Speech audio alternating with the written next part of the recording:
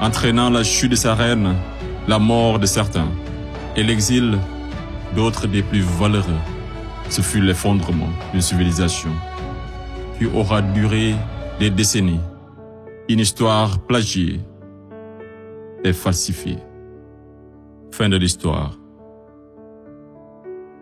Monsieur le Président, je mesure combien il est difficile pour un jeune avocat d'Afrique, sans aucune expérience et qui n'a nulle connaissance des affaires géopolitiques, de plaider pour la mère Afrique contre l'une des mafias les plus dangereuses au monde, la France-Afrique. Cependant, quoique trop inférieur à mes adversaires, j'ose espérer que je serai tout de même en mesure de vous exposer clairement les faits, afin que vous n'ignoriez aucune partie de l'objet sur lequel vous êtes appelés à vous prononcer. Je vous prie alors de m'écouter avec bienveillance. Mesdames, Messieurs les jurés, vous n'êtes pas sans savoir que l'Afrique a été réduite à 400 ans d'esclavage, à 250 ans de colonisation. Et aujourd'hui encore, l'Afrique est sous la domination de ces délinquants, ces va-t-en-guerre, criminels en col blanc, ces salauds et mafieux de la pire espèce. Objection! Objection rejetée. Modérez votre langage. Désolé, Monsieur le Président. Le plus grand mal de l'Afrique, je n'ai pas peur de le dire, c'est les multinationales françaises, telles qu'Areva, Bouygues, Bolloré, Total et consorts, qui se cachent souvent derrière les dirigeants français, dont elles financent les campagnes. Et en contrepartie, ces derniers sont tenus de mettre la pression sur certains dirigeants africains, qui, de peur de finir comme un Thomas Sankara, ou un Sylvanus Olympio, ou encore un Muammar Kadhafi, pour ne citer que cela, se voient contraints de leur accorder le plus gros marché, sans passer par aucun appel d'offres, sans oublier toutes les mallettes d'argent qui sont envoyées en direction de l'Élysée, pendant que les pauvres Africains crèvent de faim dans les quartiers délabrés. Et on s'étonne de voir de jeunes Africains désespérés s'embarquer sur le navire de fortune à la quête d'une vie meilleure. Et je vous assure qu'ils sont nombreux parmi ces jeunes à avoir tenté toutes les voies et moyens légaux, mais en vain. Pendant ce temps, la France et l'Union européenne se font des fortunes derrière leur business le plus lucratif, les demandes de visa Schengen, qui sont pour la plupart rejetées sans aucun motif valable. Monsieur le Président, avant que je n'oublie, permettez-moi de poser une question à la France-Afrique. Parmi tous les leaders africains morts assassinés, pouvez-vous nous citer ne serait-ce qu'un qui fut réputé un grand ami de la France? J'imagine qu'il n'y en a pas eu. Mesdames, Messieurs les jurés, je vous laisse juger. Monsieur le Président, j'accuse la France-Afrique, de crimes contre l'humanité, de crimes d'agression, de crimes économiques et d'avoir été derrière des crimes de génocide.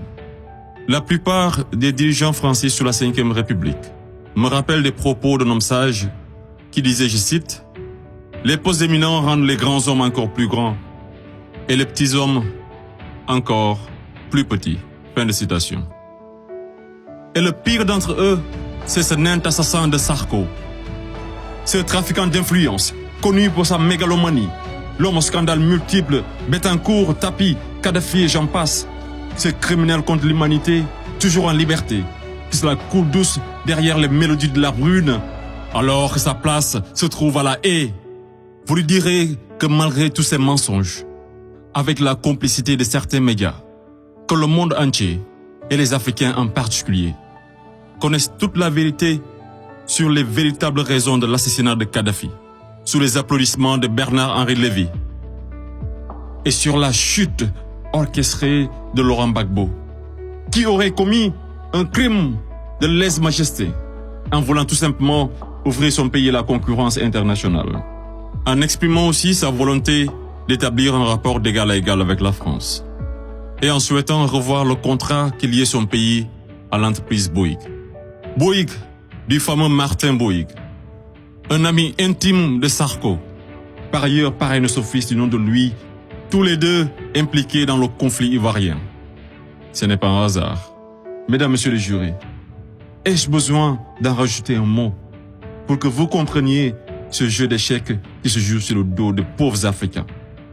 alors qu'ils doivent tout à l'Afrique. C'est grâce aux Africains que vous avez une république que vous appelez la France. C'est grâce aux Africains que vous êtes enrichis. C'est grâce aux Africains que vous avez aujourd'hui votre statut de 5e puissance mondiale avec un droit de veto au sein de l'ONU. Et c'est encore grâce aux Africains que vous avez 2 Coupes du Monde à votre compteur. Qu'attendez-vous encore des Africains? Qu'on vous ramène la Lune? Ayez au moins un peu de décence et respectez les Africains, surtout les Noirs et les Arabes qui vivent en France. Monsieur le Président, je voudrais par ailleurs, et si vous me permettez de parler brièvement de la Cour pénale internationale. Il est un proverbe qui dit « Dis-moi qui tu fréquentes et je te dirai qui tu es ». Je propose de jeter un coup d'œil sur le profil des procureurs de la CPI. Commençons par l'actuel procureur de la CPI, une dame que je respecte pour 2 raisons. Pour son courage, pour avoir prouvé qu'être une femme et noire ne saurait être un obstacle à la réussite sociale, que la femme noire était capable de s'imposer partout et devant n'importe qui, et pour son combat pour la défense des droits des femmes. Mais devrions-nous faire semblant d'oublier qu'elle fut procureure générale, proche collaboratrice et conseillère juridique du président, et ministre sous l'une des pires dictatures de l'histoire de l'Afrique, sans jamais démissionner? N'est-elle pas comptable de ce régime? Le premier procureur de la CPI, l'Argentin Luis Moreno Ocampo, une haute personnalité dont le nom est impliqué dans les affaires de viol, de corruption, d'abus de pouvoir. Un procureur de la CPI qui détient avec son épouse des entreprises offshore dans les paradis fiscaux des îles Vierges, de Panama et de Belize. Et c'est le même type qui aujourd'hui offre ses services aux personnalités poursuivies par la CPI afin de les aider à échapper au séjour à la haie, moyennant de grosses sommes d'argent. Et tenez-vous qu'ils sont 123 pays à avoir ratifié le traité de Rome. Et sur 10 enquêtes ouvertes, 9 sont africaines. Je me pose la question à savoir, sommes-nous dans une cour pénale internationale ou africaine? Voilà une cour qui représente pour les Occidentaux un instrument d'oppression et de domination des Africains et de leurs dirigeants. C'est pourquoi l'Afrique a besoin d'une cour pénale africaine, par les Africains, rien que pour les Africains et financée par les Africains.